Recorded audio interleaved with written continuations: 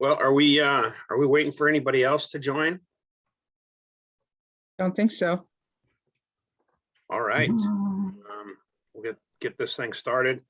Approval of the, Hear small claims cases. Uh-oh, Katie, is that you? That's Is me. that JC? Oh, no, that's not me. Can you mute, please?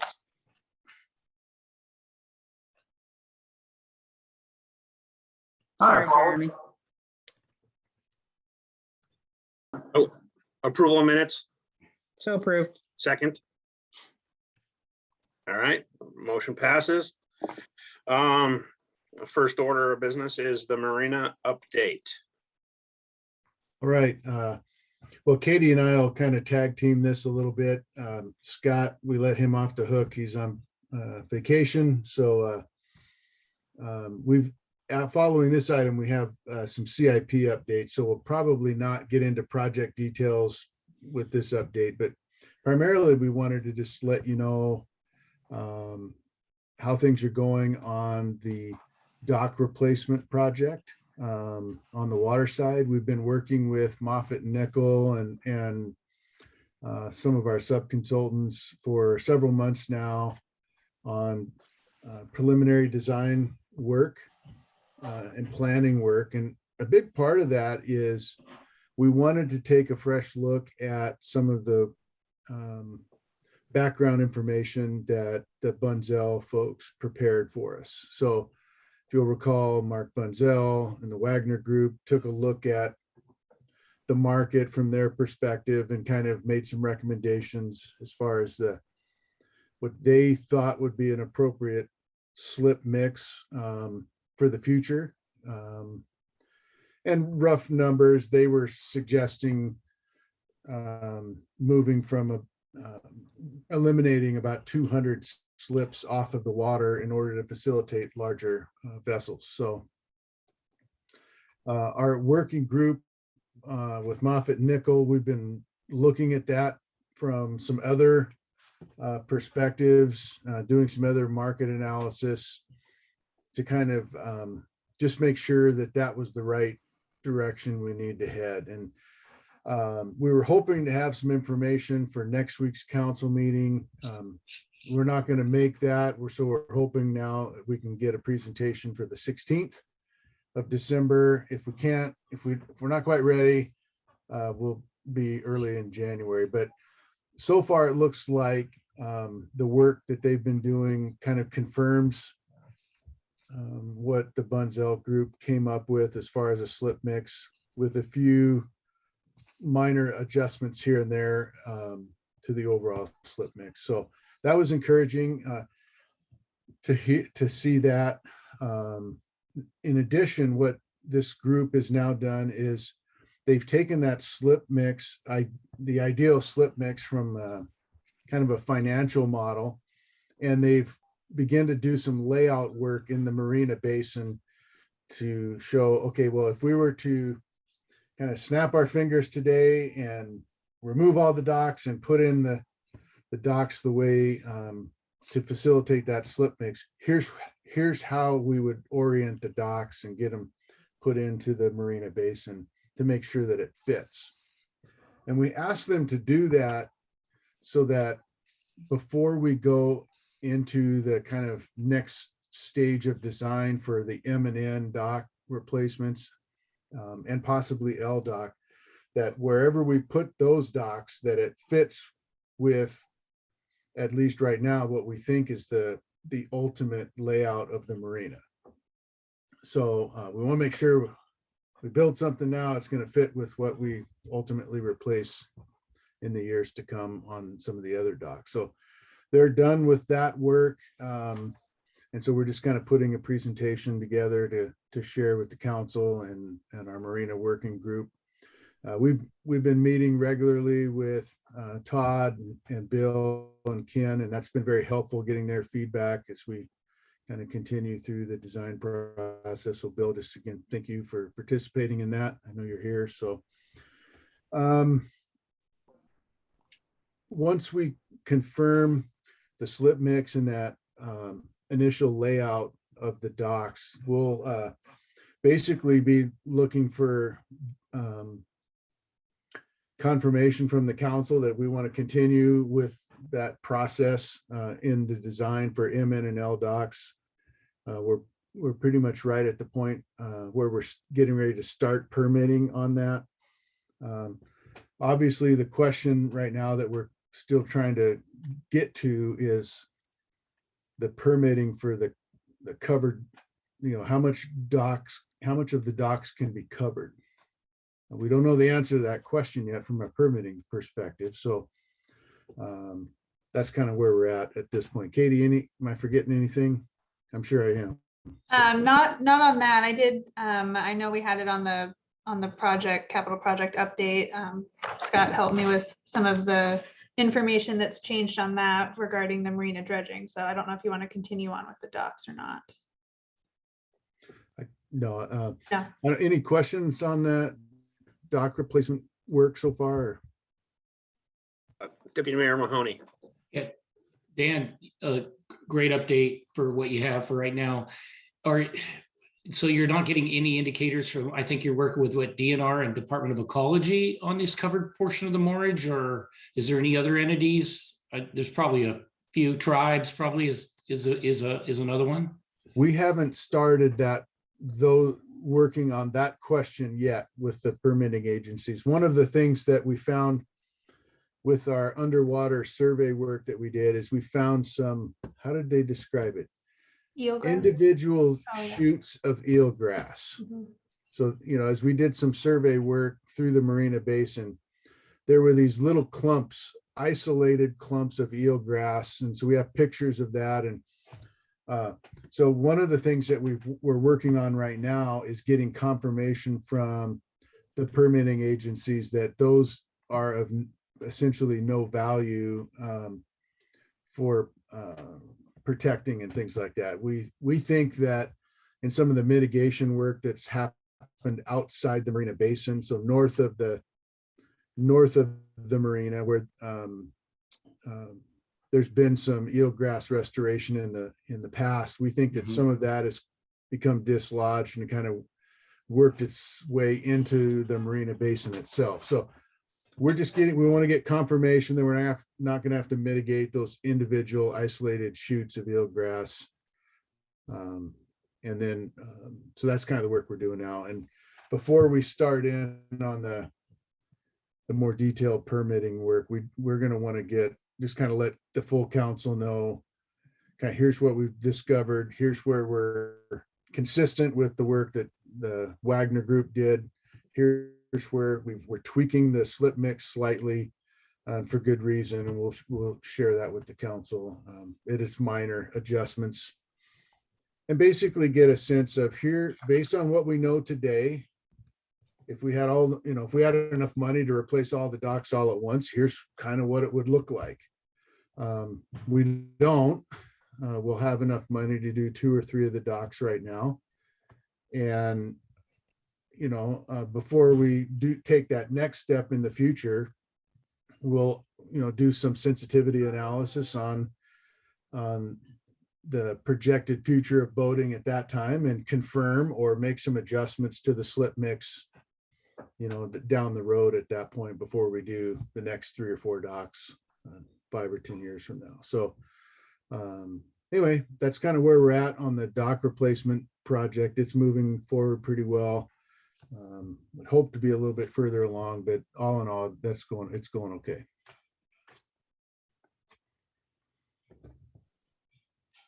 Councilmember Banks, you have anything? Okay, let's move on to the CIP project update. All right, let me share my screen and bring that up just so everybody has a reference. Katie, did we want to stick with the marina, or do you want to do that after, or what?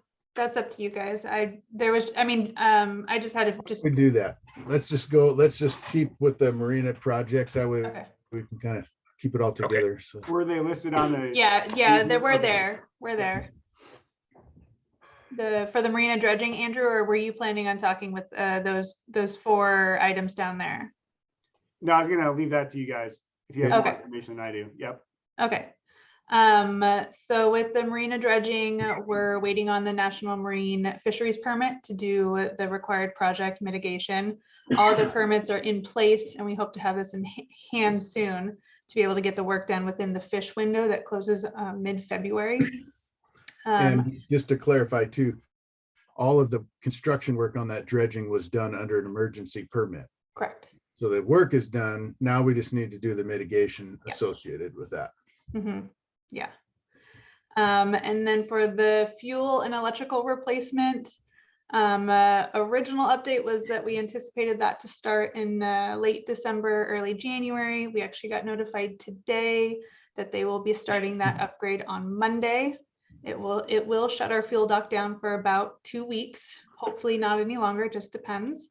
So we've already started getting our notices ready to get posted down there at the fuel dock. Fortunately, it's a slower time of the year, so it's not impacting our boaters nearly as much.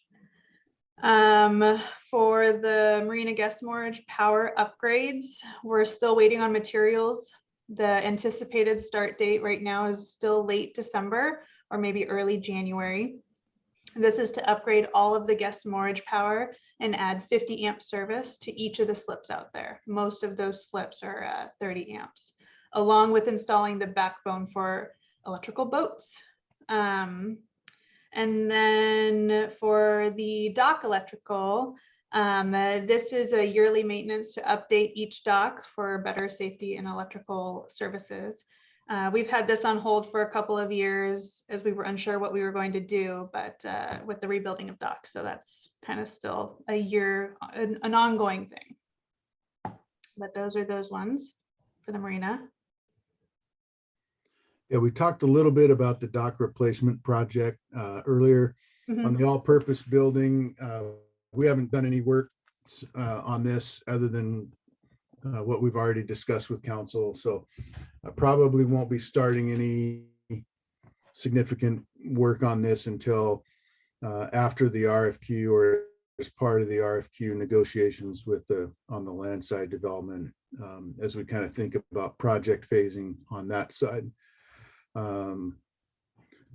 We have been talking with Moffett and Nickel about construction phasing of the overall Marina basin, with the understanding that obviously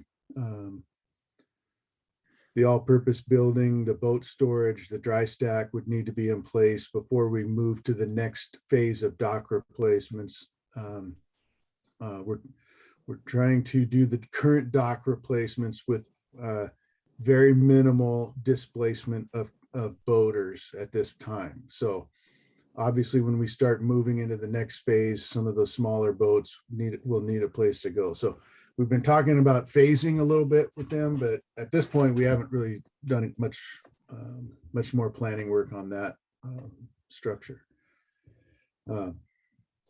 As part of the 2022 capital budget, it's not listed here, but the tenant restroom was on that capital project list that council approved. And so we've started to have some discussions with the current contractor down there, as well as some design engineers on how to proceed with the tenant restroom project.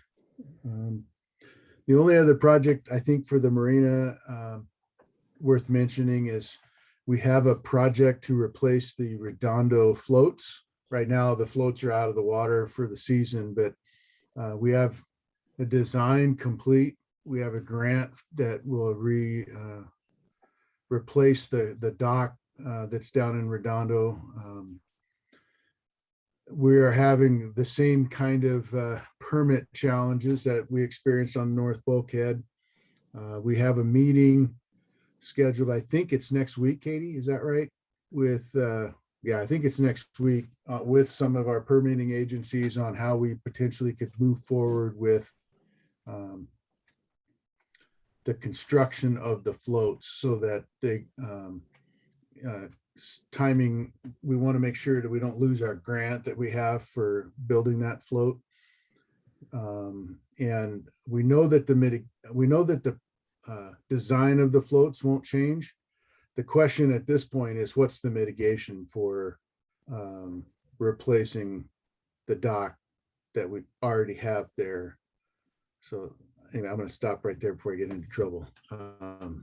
Anyway, that's what we have, Andrew. Go ahead. All right, good evening. Well, Just before wanted to- you go on, whoa, I have a question for Katie. I don't want to get too far out there. Yeah. Chair, go is for it. that okay? Oh, Yeah, go ahead. Okay, so going back to your Marina Guest Mortgage power upgrades, you mentioned, or maybe it was Dock Electrical. You were talking about electric boats. yep. Okay, so I don't know, maybe it's the first I've heard of it. Is there a huge anticipation that we're gonna have quite a The- few? There is, they are building them actually. And about 2 or 3 weeks ago, we had a boat come into the marina, not planned by any means, but it was fully electric boat that came into the Oh. marina. And it didn't look absurd or anything. The whole base Scott and Pat actually got to tour it, and the whole bottom of it was filled with batteries and it had solar panels on the top. Oh my God, And it was pretty slick. So that is where some of this stuff's going. So what kind of ampage are we talking about is there a range? I mean, I know what it's like for electrical buses, but mhm. I don't know about boats. I'm sure there is. I'm not as familiar with that. Pat and Joe and Scott have actually worked. They are the ones that are definitely working in more on that aspect of it. But I Okay. can definitely find out for you. I'm just curious. I Yeah. mean, this is the first I've heard, but that's great. Yeah, it's pretty cool. Awesome. Thank you. Yeah. Council member, yeah, that's a great point. I know as part of the draft master plan that we've prepared and hope to finish that up soon as well. Moving to an electric fleet is part of our planning efforts. And I know with our dock replacements, we're beginning to move towards having infrastructure that will support an electric fleet in the future. So. Yeah, another tidbit of information on that as well too, is I sat in on a PSRC board meeting today, and they had some representatives from DC talking about the infrastructure package. And it sounds like there's a lot of motivation to support new facilities that will support electric vehicles, bikes, boats, things like that. So I think there's going to be a big political push with some money behind it to actually make these systems happen regionally. So that'll be kind of neat to see coming up. So given that, just out of curiosity, with the all-purpose building, if we're actually putting boats in there for like a dry dock situation, my assumption is you're going to be looking at, I'm assuming, power for those kinds of boats if they go electrical. Absolutely. On our smaller boats, we'll be planning for that, as well as trying to have the operational infrastructure for the dry stack be hydraulic or electrical. So that we'll be looking at that. Great. Mr. Thanks, Chair. Dan. Yeah, go ahead. Thank you. Council member, thank you for that question. A couple of things about that, and Andrew, I appreciate you were at that meeting. I've been in touch with Josh Brown talking about infrastructure as well. And there's a couple of things just to keep in mind, and they may be pipe dreams, but one is, if we move forward with ferry service, it's likely that the goal of that would be to have electrification of the boats, which will affect noise, will affect pollution, all that kind of stuff, help the orcas, the health of the sound. So that's kind of on a larger level, but that's an option. And we're trying to figure out how, as we go forward, does that fit into both the transportation piece and the electrification piece that are huge elements in that build America better. And the other thing is then relative to the all-purpose building, which is really cool, I think, is that we've talked about if, for example, we use forklifts to move boats or whatever equipment, that we have electrification of that equipment as well. It would be they would be doing short bursts of work, so they could be recharging, but they'll also minimize noise and impacts on anyone in the marina. So that's an absolutely critical consideration as we go forward. And Thank you. Great input. Thank you, Michael.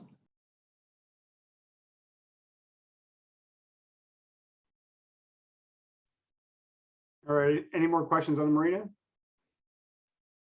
All right, just running back through the list here on current projects. This, City Hall heat pumps are complete, waiting for the O&M manuals and closeout on that. The Senior Activity Center floor and interior painting is complete. The Midway Park expansion demolition has complete. Site is rough graded, and I've got a few photos for those who haven't seen it. And then we'll work on topsoil and seeding early next year after the rainy season. But some nice photos of the clearing of the expansion, et cetera, out there.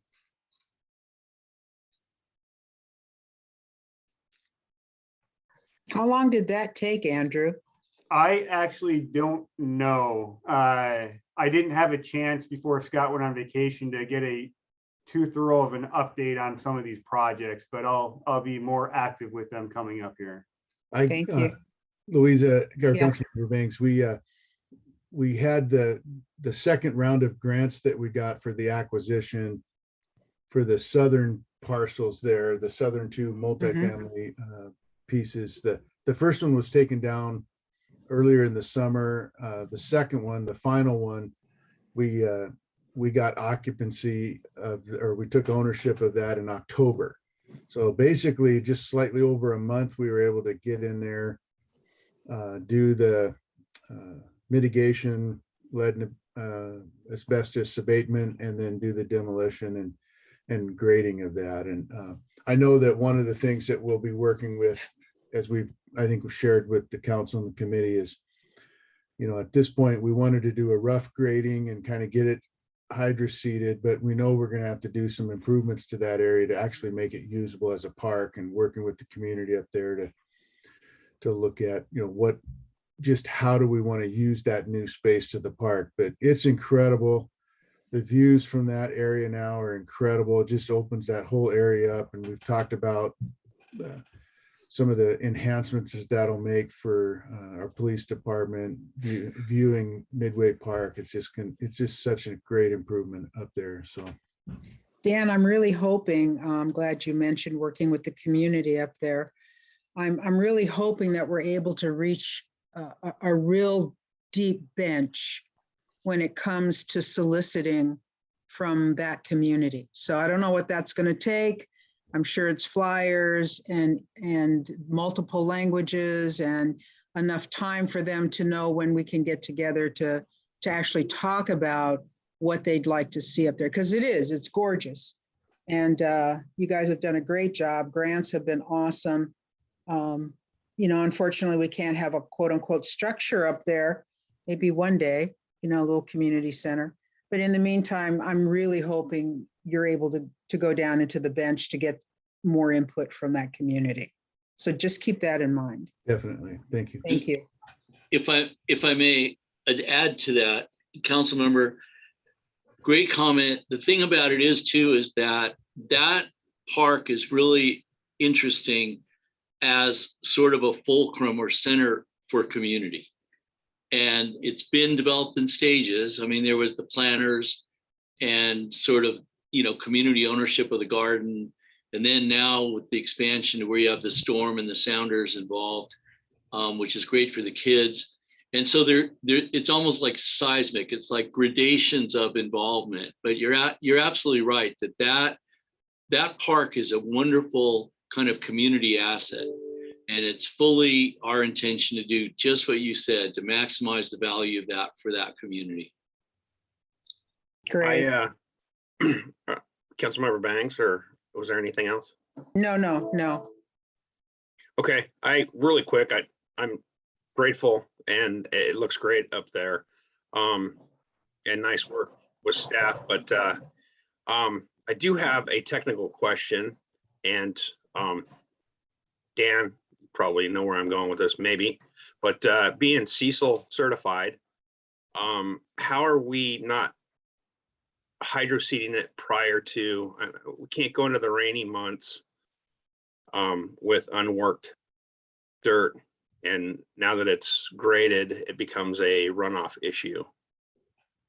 Yeah, we're, the hydro seeding work is definitely part of the construction contract that we have with the demolition and grading contractor. So in the photos that you saw, literally were probably just taken a day or two ago. I'm sure hydro seeding is planned immediately here. So you're absolutely right. It is something we need to be watching, and we'll make sure that we don't have any violations of stormwater runoff into the storm system. So, I'm sure you will. I just don't want to Yeah, see us that's a good getting catch. a Thank you. fine for, yep. All right, thank you. Moving on, the field house interior painting is complete. The Soundview Park attended a kickoff meeting with the contractor. I think it was a week and a half ago on that project for demo. Met out there with the historic preservation folks as well. So that was a great meeting. Activity should start happening pretty quick, and then hopefully complete the project by next June. So I'm excited about that project and what it's going to mean for the city out there. Moving past onto the next, down in the planning, engineering, right away acquisition portion, the Cecil Powell Park, 90% design is complete. Looking at cost estimates, we're gonna have to look at the project a little bit more. It looks like things might, cost escalations right now across the board for all designs. We're seeing inflationary pressures hit all parks, and this one seems like it might have a little bit of a pressure on it. And I'll know more about that in the coming months on that project. But looking for price proposals early next year to kind of see where everything lands. So that would be good. The Redondo restroom replacement project with 30% design, along with the fishing pier out there. The federal NEPA permit applications have been accepted by the Corps last week. So we are now officially in the process on their timeline. It was a little bit later than we thought, but we had a lot of good, productive collaboration with the Puyallup tribes down there. So we're hoping that with the project decisions that were made during this 30% design process, that we have less challenges when formal federal review occurs on the project. And the goal behind that is to try to keep the fishing pier project in line with the state grants we have for construction. So kind of marrying up the grant timelines with the federal permitting timelines and trying to make decisions a little bit faster than typical on this project. And hopefully it turns out well for us. So that's a great project moving forward. And then down below for grant funding for the restroom replacement project, the fishing pier pretty much has almost full funding on it, but the restroom project does not. And staff and myself, we've been working with RCO to develop a narrative and definition of the restroom project in relation to boating accessibility and the fishing pier. And we're getting some good traction as far as interest in making the restroom project an RCO eligible opportunity coming up in spring of 2022 for some grants. So I'll be kind of tracking those as well and keeping everybody up to speed on will we be chasing them and what does that mean for the restroom project in coordination with the fishing pier project as well. My goal would be able to have both those projects happen at the same time to save money, have a good economy of scale, as well as less impact through time on the community down there. And that's all I have. Open it up to more questions if anybody has any. anyone? All right, well, thank you very much. Nicely done. Staff, keeping us moving forward. Is there anything else? Dan?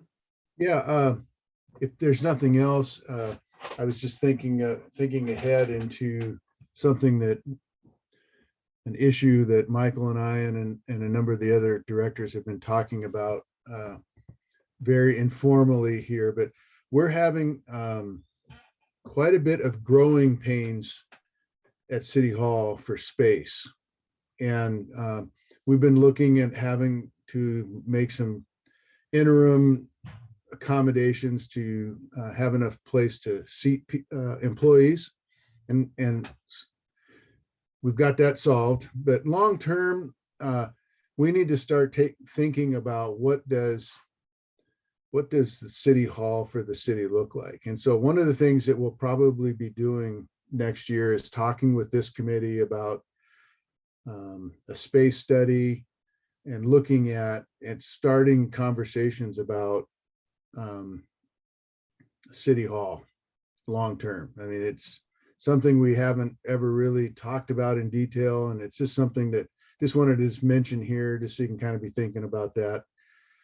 It's something we need to kind of plan for and start talking about. So. Perfect. So we should get that on the work plan for when we start talking about work plan at the end of the year or at the beginning of the year. So great. It's a great problem to have, I think. Sorta. Mr. Chair, may I, it's interesting too, because what Dan said is exactly right, and we got to figure it out.